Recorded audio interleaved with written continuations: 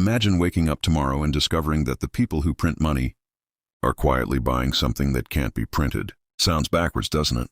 For years we've been told that gold is old-fashioned, that stocks, crypto, and technology are the future. Yet behind the scenes, central banks around the world are buying gold at a pace few expected. Not hedge funds, not YouTubers, not billionaire influencers, the institutions that literally manage national reserves. And here's the uncomfortable question. What do they know that most people don't? Because history shows something fascinating. Central banks rarely make emotional decisions. They prepare years before everyone else realizes what's happening. And if this buying spree continues, it could signal one of the biggest shifts in the global financial system in decades. Stay until the end, because the final reason they're buying gold might completely change how you think about protecting your own wealth. Point 1. This isn't normal gold buying. When most people hear gold demand, they imagine jewelry stores, collectors or investors buying a few coins. That's not what's happening. Entire countries are increasing their gold reserves. Think about that for a second. Governments are choosing physical gold over assets they could easily create or digitally manage. Why? Because central banks don't buy based on hype. They buy based on risk. If you're responsible for protecting trillions of dollars in national wealth, your job isn't to chase the highest return. Your job is survival. And survival often means preparing for events most people can't yet see. Here's something interesting. If your neighbor suddenly installs flood barriers around their house, while the weather forecast still says sunshine, you'd probably wonder what they know. That's exactly what's happening now. Countries are quietly preparing. Most people are still scrolling. Social media arguing about which phone has the better camera. Imagine explaining to your future grandchildren that you ignored global financial shifts because you were busy debating pineapple on pizza. Priorities. But this raises an even bigger mystery. If they're preparing for something, what exactly are they preparing for? Let's look deeper. Point 2. Confidence is the real currency. Money only works because people believe it works. That's it. A dollar bill isn't valuable because of the paper. It's valuable because billions of people trust it. Confidence is the foundation of every financial system. But confidence isn't permanent. History is full of currencies that once dominated the world, until they didn't. Empires rise, currencies rise with them. Empires weaken, currencies eventually follow. That doesn't mean tomorrow's economy suddenly collapses. Far from it, but institutions constantly prepare for possibilities that ordinary investors ignore. Gold has one unique advantage. It isn't someone else's promise. It doesn't depend on a government paying its debt. It doesn't require an internet connection. It simply exists. That's exactly why countries continue holding it even after thousands of years. And here's where the story gets even more interesting. Because gold isn't the only thing changing. The entire balance of global power is shifting. Point 3. The global financial map is quietly changing. For decades, the global financial system followed a familiar pattern. Trade was settled largely in US dollars. Countries accumulated dollar reserves, and the dollar became the backbone of international commerce. That system hasn't disappeared. But something important is changing. More countries are exploring ways to diversify how they store reserves, settle trade, and reduce dependence on any single asset. Notice the key word, diversify. This isn't a dramatic overnight replacement. It's a gradual shift. And history teaches us that the biggest financial changes rarely happen all at once. They happen quietly, until suddenly everyone notices. Think of it like watching the tide. If you stare at the ocean for 1 minute, nothing seems different. Come back 6 hours later. The entire shoreline has moved. That's how capital flows work. Slow, silent, then impossible to ignore. Here's a weird question. If you had $1 billion to protect, would you put every single dollar in one basket? Probably not. So why should countries? That's exactly why many central banks are increasing exposure to gold, not because they're predicting one specific disaster, but because they're preparing for multiple possible futures. The smartest institutions don't bet everything on being right. They build portfolios that can survive being wrong, and that's a lesson every investor can learn.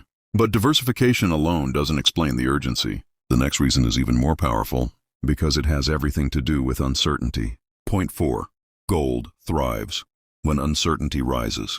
Financial markets love certainty. Investors love knowing where interest rates are going. Businesses love predictable costs. Families love stable prices. But reality doesn't always cooperate. Inflation, geopolitical tensions, trade disputes, debt concerns, unexpected economic slowdowns. Every new uncertainty changes how institutions think about risk. And when uncertainty rises, gold often becomes more attractive, not because it generates cash flow like a business, but because many investors view it as a store of value during periods of instability. Notice something fascinating. Central banks aren't reacting emotionally to headlines. They're positioning themselves before uncertainty becomes obvious to everyone else. That's a completely different mindset. Most people wait for confirmation. Professionals prepare before confirmation arrives. It's the difference between buying umbrellas after it starts raining, or keeping one by the door because you know storms eventually come. The wealthy have understood this for generations. Protection isn't exciting until the day you need it, and that's where many retail investors make a costly mistake. They think wealth is built only by chasing returns. But preserving wealth is just as important as growing it, which leads to the biggest misconception of all. Point 5. This isn't about copying central banks. Now here's the mistake many people make after hearing news like this. They immediately think, should I put all my money into gold? No, that's missing the point entirely. Central banks aren't sending you a shopping list. They're demonstrating a mindset. They think in decades, not days. They focus on resilience, not excitement. They prepare for multiple outcomes instead of gambling on one perfect prediction. That's a lesson that applies whether you're investing in stocks, building a business, buying index funds, or simply managing your savings. The real takeaway isn't buy exactly what they're buying. It's this. Pay attention to what disciplined, long-term decision makers value, and ask yourself why. Because once you begin studying how the world's largest institutions think, you stop reacting to headlines and start building a strategy. But there's one final insight that almost nobody talks about, and it's the reason this story matters far beyond gold itself. It's about the difference between appearing wealthy and becoming financially unshakable. Let's bring it all together. Point 6. The real signal isn't gold. It's preparation. Here's the biggest lesson hiding beneath all the headlines. The story isn't really about gold. It's about preparation. Think about it. The world's largest financial institutions aren't waiting until uncertainty is obvious. They're building resilience before it's needed. That's a mindset ordinary investors often overlook. Most people spend their financial lives reacting. They buy after prices surge. They panic after markets fall. They chase whatever everyone else is talking about. But wealth is rarely built by reacting. It's built by preparing. Preparation isn't glamorous. No one posts a viral video about having an emergency fund. No one brags about patiently holding diversified investments for 20 years. And yet, those quiet decisions often create the strongest financial foundations. Imagine two people setting out on a cross-country road trip. One spends thousands customizing the paint color. The other checks the engine, fills the gas tank, and packs a spare tire. Guess which one is more likely to reach the destination? The lesson is simple. Looking prepared isn't the same as being prepared. And in finance, appearances don't pay the bills. Systems do. Discipline does. Time does. Which brings us to the most important question of all. Point 7. What should you do? So where does this leave you? Not with fear. With perspective. You don't need billions of dollars or a seat at a central bank meeting to make smarter financial decisions. You simply need to think differently. Ask yourself, are you investing for the next week or the next 20 years? Are you building assets or just collecting expensive liabilities? Are your financial decisions driven by headlines or by a long-term plan? Because while the world debates what's coming next, you can focus on what has always worked. Spend less than you earn. Invest consistently. Diversify intelligently. Keep learning. Stay patient. Those habits may never trend on social media, but over decades, they have quietly created more wealth than almost any shortcut ever invented. The biggest financial advantage isn't predicting the future. It's being prepared for more than one possible future. And that's exactly what disciplined institutions and disciplined investors have in common. The headlines will keep changing. Markets will rise. Markets will fall. Experts will disagree. And another once-in-a-lifetime prediction will eventually appear.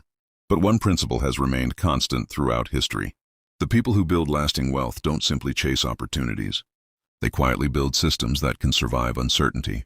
That's the deeper lesson behind the recent surge in central bank gold purchases. Whether gold continues rising or not isn't the only story that matters. The real story is learning to think beyond today's headlines and focus on decisions that still make sense years from now.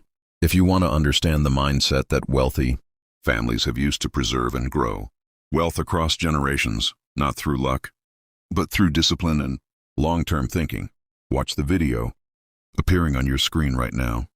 The quiet wealth formula rich families have used for generations. It connects perfectly with everything we've discussed today, and it may completely change the way you think about building wealth for the rest of your life. I'll see you there.